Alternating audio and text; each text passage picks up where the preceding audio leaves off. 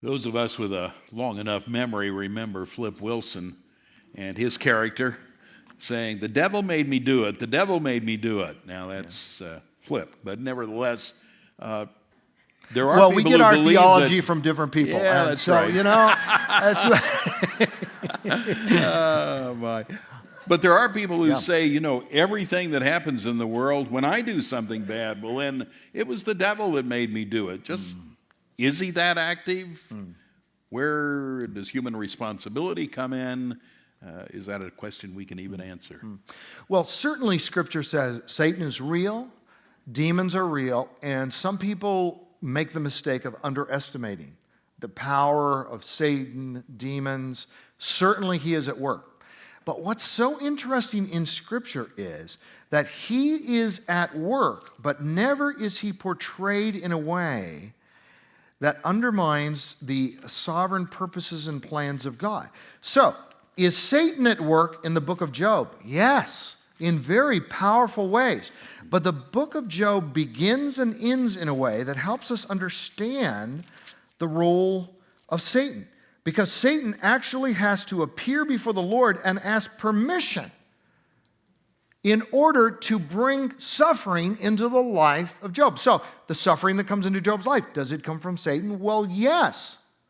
But does it come only from Satan? Well, if God didn't give permission, it wouldn't be there at all. Then you have a fascinating thing that happens that you see at the end of the book of Job. And by the way, if you want to get perspective, just sit down. I do this periodically. Read the last 5 chapters of Job.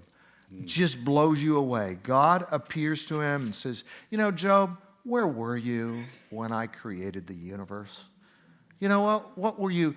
And I know you are wise, for you have lived so many years. Divine sarcasm. I mean, if you wanted a biblical basis for sarcasm, there it is right there, But that's for God's sarcasm, probably not for most of ours.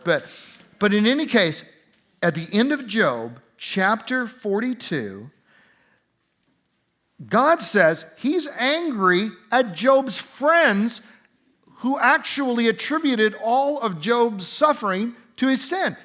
And Job says, no. I'm a sinner, but come on, it's more than that. God has got some purposes I don't understand, and God's done all of these things, and they're saying no. And then God is actually angry at them, and you would think, well, wait a minute, weren't they defending God? Weren't they saying it was Job's fault? God's angry at them, and then he says, my servant Job will pray for you, and I will accept his prayer and not deal with you according to your folly. They were fools. That's in verse 8. And so then God accepts Job's prayer on their behalf, and then God restores Job's fortunes. But then it says at the end of verse 11 about all of these people, they comforted and consoled Job over all the trouble that Satan had brought upon him, right? No. Over all the trouble the Lord had brought upon them. Well, wait a minute. I thought that was Satan that did this. Yes, but God's permissive will is such that he will only permit what he can use for his ultimate glory and the ultimate good of his children, which is what Romans 8:28 is saying. God works all things together for good to those who love him, to those who are called according to his purpose. And Genesis 50:20, which is the Romans 8:28 of the Old Testament, where Joseph is looking at his brothers, says, you intended it for evil, but God intended for good. So, was Satan at work with Joseph's brothers and their betrayal of him? Sure. But you intended it for evil, but God intended it for good for his sovereign purposes.